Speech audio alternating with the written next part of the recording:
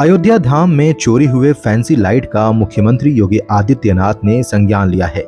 इस दौरान उन्होंने विपक्ष पर बड़ा आरोप लगाया है।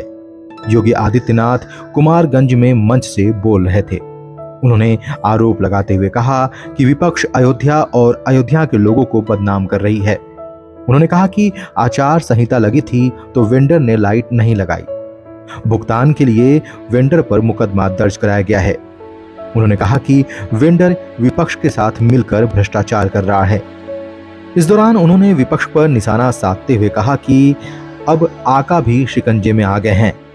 उन्होंने कहा कि ये वही लोग हैं जिन्होंने अयोध्या की धरती पर लहू बहाया था, निर्दोष राम भक्तों पर गोली चलवाई थी।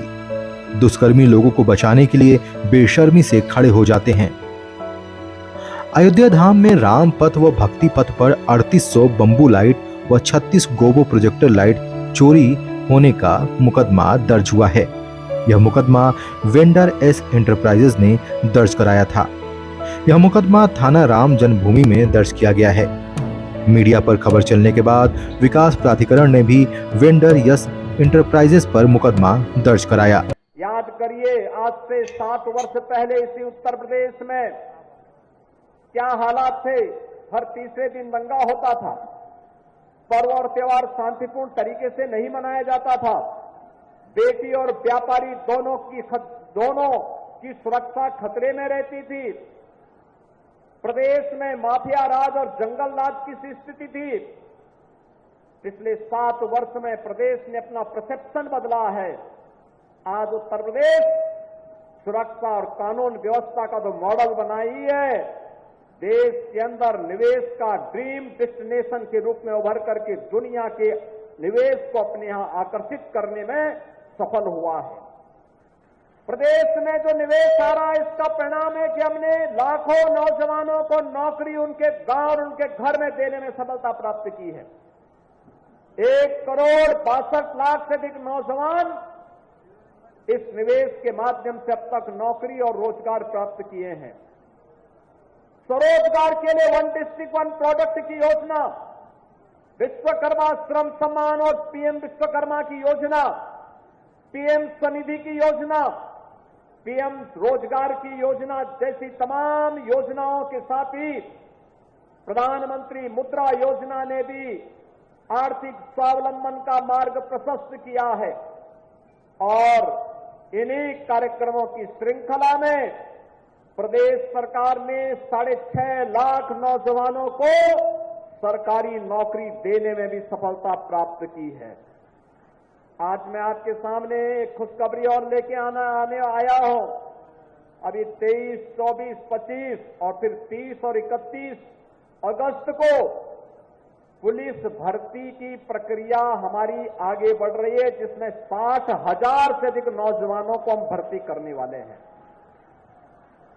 ये 60,000 जो भर्ती होने वाली है, इतनी बड़ी भर्ती उत्तर प्रदेश के इतिहास में कभी नहीं हुई।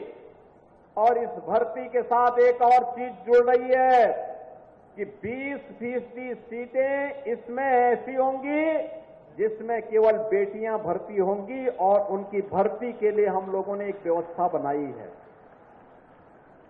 मैंने कल भी कहा था, ये बेटियां इसलिए भर्ती कर रहे हैं जो सड़क और चौराहे पर, किसी अन्य जगहों पर महिलाओं के साथ छेड़छाड़ करने वाले, बेटियों के साथ छेड़छाड़ करने वाले सौदों को भी ठिकाना लगाने का काम ये बेटियां कर सकें। इसके लिए हम उन्हें पुलिस की भर्ती में प्राथमिकता के साथ आगे बढ़ाने का काम कर रहे हैं। बहनों और भाइयों, एक तरफ मोदी जी बेटी पढ़ाओ बेटी बढ़ाओ के साथ आगे कार्य कर रहे हैं। मोदी जी ने नारी सशक्तिकरण वंदन अधिनियम के माध्यम से देश की संसद में और प्रदेशों की विधानसभाओं के लिए सुनिश्चित किया है कि उन्हें भी संसद में और विधानसभाओं में जाने का अधिकार मिलना चाहिए। देश की नई संसद का कोई अधिनियम पहला पारित हुआ तो मातृशक्ति के लिए समर्पित नारी वंदन शक्ति अभिनंदन का एक कार्यक्रम विधेयक था। नारी शक्ति वंदन अधिनियम था, जिसके माध्यम से उन्हें संसद में और विधानसभाओं में 33% सीटों पर भी चुन करके जाने का अधिकार प्राप्त हुआ। और दूसरी तरफ ये लोग हैं, कल मैं देख रहा था समाजवादी पार्टी के नेता का बयान में पढ़ रहा था, वो बोल रहे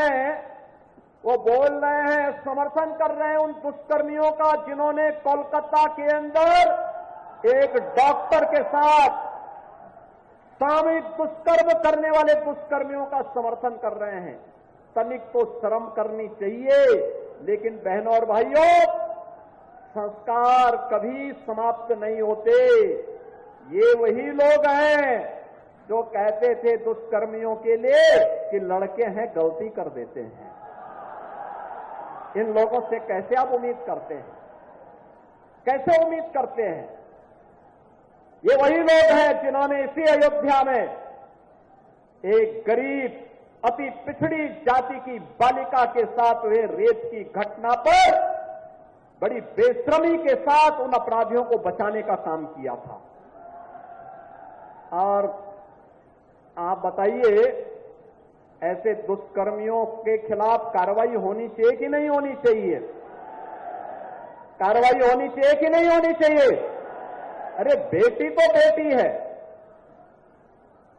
उस बेटी को सुरक्षा मिलना चाहिए कि नहीं मिलना चाहिए? और यहां पर भी हमने कार्रवाई की और इनके एक नेता कन्नौज में भी वैसे पकड़े गए, जैसे लगता है पार्टी का चरित्र ही ऐसा हो गया इनके। और इसीलिए दुष्कर्मियों का बड़ी बेशर्मी के साथ लोग समर्थन कर रहे हैं। लेकिन बहनों और भाइयों, आज भी उनकी वह आदत छूटी नहीं। लेकिन आदत सुधारने के लिए कानून भी है, कानून का डंडा भी है, और कानून का डंडे का इस्तेमाल करके ऐसे दुष्कर्मियों के साथ सख्ती से निपटने का काम तो होगा ही। 17 के पहले जब इनकी सत्ता थी, तब ये युवाओं के हकों में भी ऐसी डकैती डालते थे। याद करिए, तब हर नियुक्ति विवादित होती थी, युवाओं के साथ अन्याय होता था, बिना पैसे के कोई नौकरी नहीं मिल सकती थी, और नौकरी में भी भेदभाव होता था, कोर्ट को, न्यायालय को स्टे करना पड़ता था।